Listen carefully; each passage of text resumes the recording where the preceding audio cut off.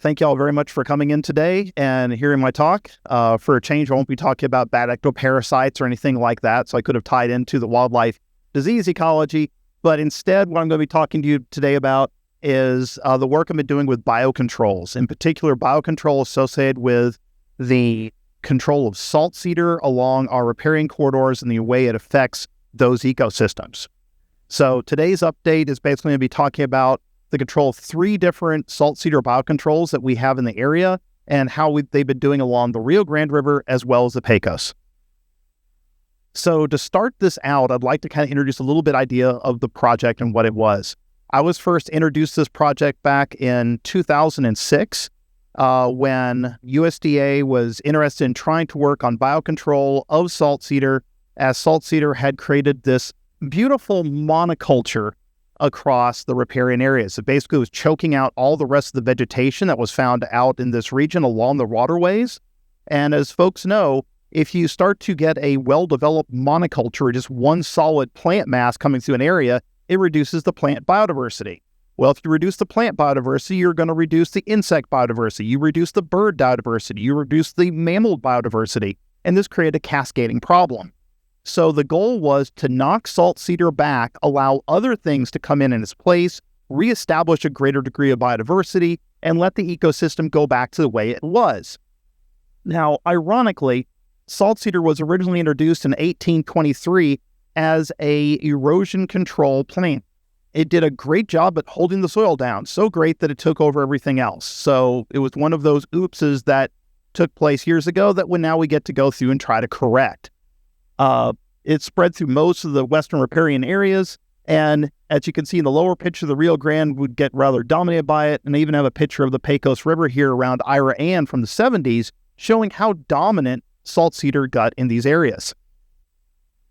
Now, to work toward this, the USDA ARS division worked on trying to find various different biocontrols and organisms that would eat and feed on saltcedar, but not feed on other things. To have a successful biocontrol, you don't need it to become a new rampaging problem in itself. There have been enough examples in the past of things that, got away from us. The goal was not to do that again. And this program seems to have been one of those that has not created a huge long-term problem, and I'm very happy to be a part of it. Now, they went to the original areas where saltcedar is found, which is Europe and Asia, collected individuals from Tunisia, Crete, Uzbekistan, etc., and collected all of these saltcedar leaf beetles of the genus Diabria.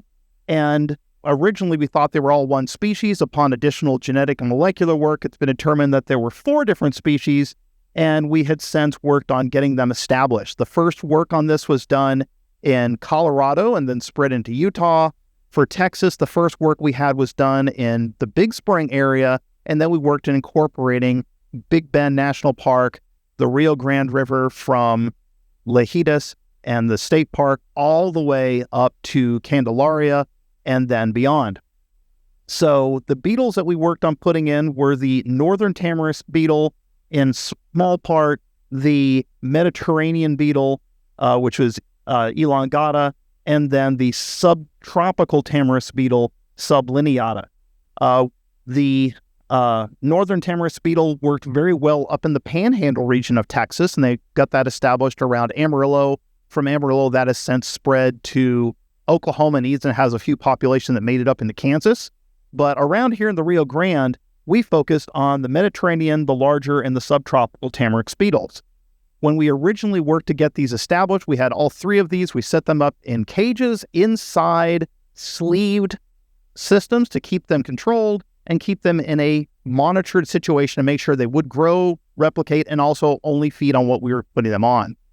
When we're doing this, we'd be monitoring and tracking egg masses, larvae, as well as trying to see pupa whenever you could see them, and then look at the state of these as they reproduce. When they're reproducing and growing and just dominating, as we can see here, we can see that they can become quite numerous on their, this is touchy.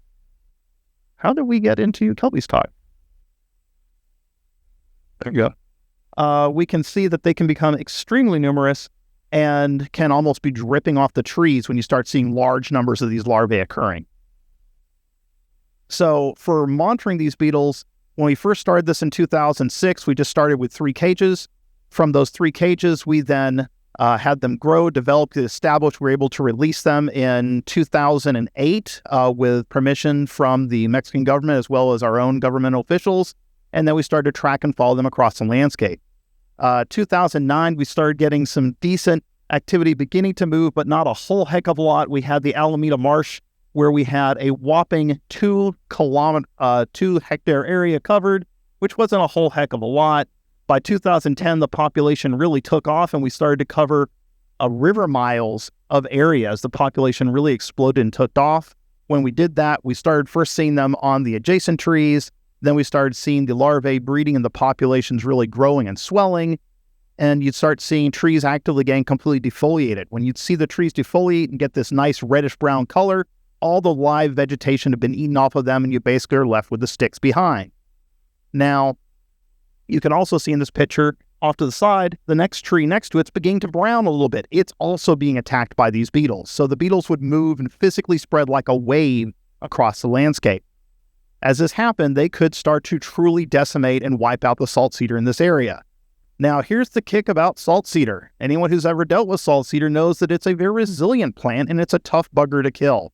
You have to defoliate this tree 4 to 5 times a year to start knocking it back, and you need to do it for about 3 to 5 years before you'll actually get any dieback on the stuff. So this is a long-term process.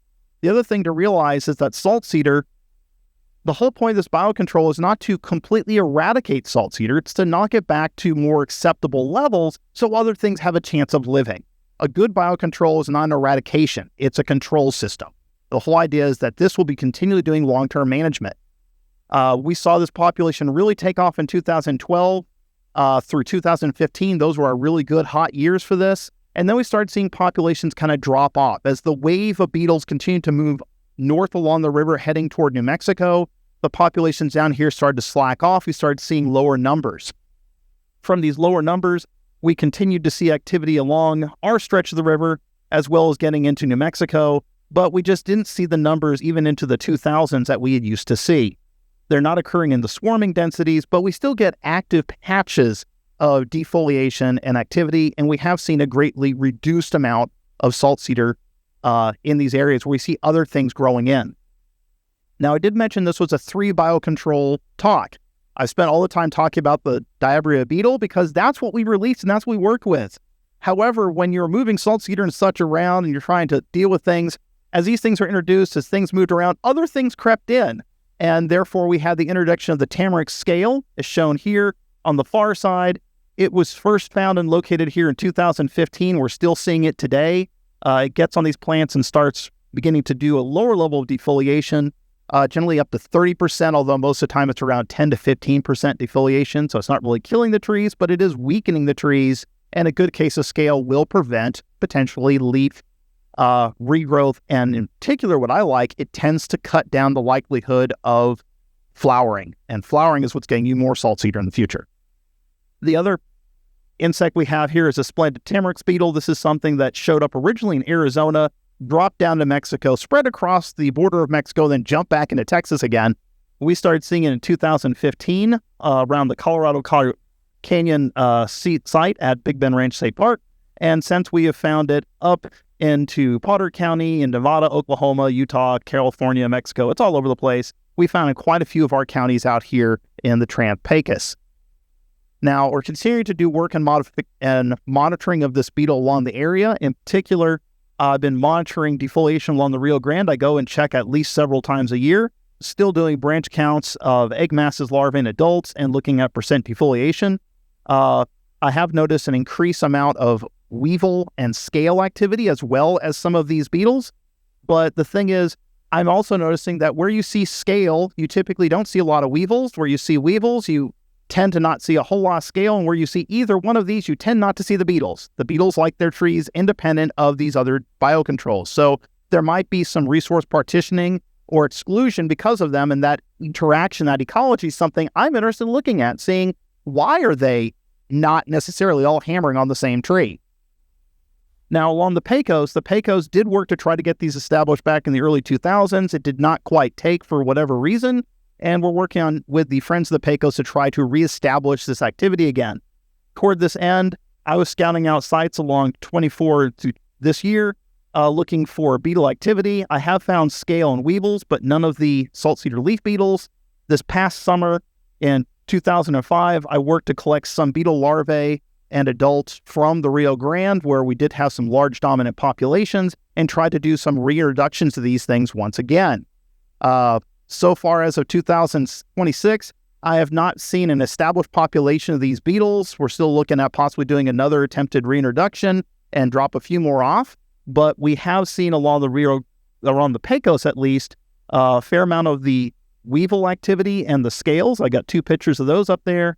And along the Rio Grande, I want to point out that although we don't have the swarms that we used to, you can still see some pretty good clumping of larvae in certain areas, and in certain places, particularly this is in Arroyo, I was sampling east of Presidio, you can see good patches of defoliation of the saltcedar where these things are still coming in and working and eating those plants very effectively. So we're still getting active biocontrol, we're still having them work and become part of this ecosystem, and hopefully getting saltcedar to be a little bit less dominant and give other things a chance to really increase our biodiversity and the health of our ecosystem as a whole.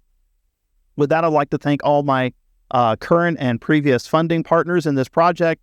Most currently, Friends of the Pecos has been giving us a lot of help and support toward this, but also support from the Meadows Research Institute, Sul Ross State University, the Rio Grande Research Center, and other partners as well. Thank you very much for your time and attention, and if possible, I'll be able to answer any questions you guys have.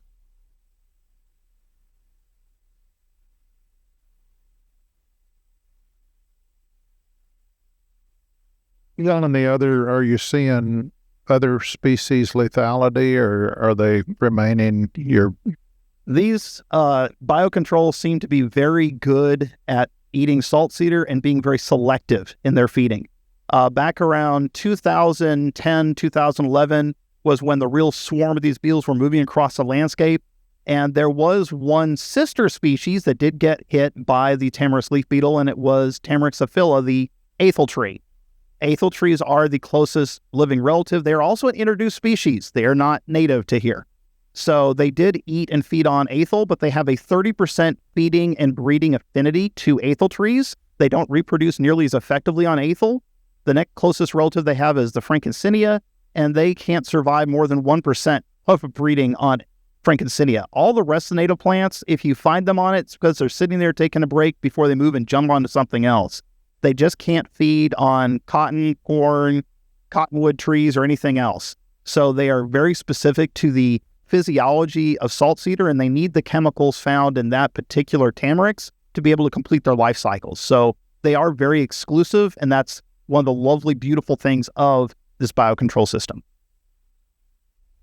There was a question in the back.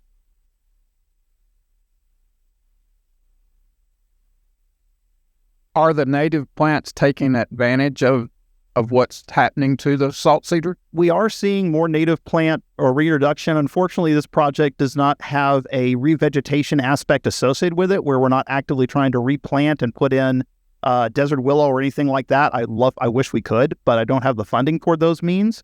But we have seen other native plants coming into these areas. Some of the places where we first established these beetles, the Alameda Creek area, some spots along Big Bend Ranch State Park, and even in Big Bend National Park, where this project was established, we have seen an increase in native and other local vegetation. Unfortunately, we also see an increase of other disturbed plant vegetation coming in as the landscape gets broken up. Whatever seeds are in that seed bank of the area are going to start coming up. So we've also seen an increase in things like baccharis, tree tobacco, and stuff like that coming in. But on the plus side, I haven't seen like a massive swarm of arundo or anything like that sweeping in its place.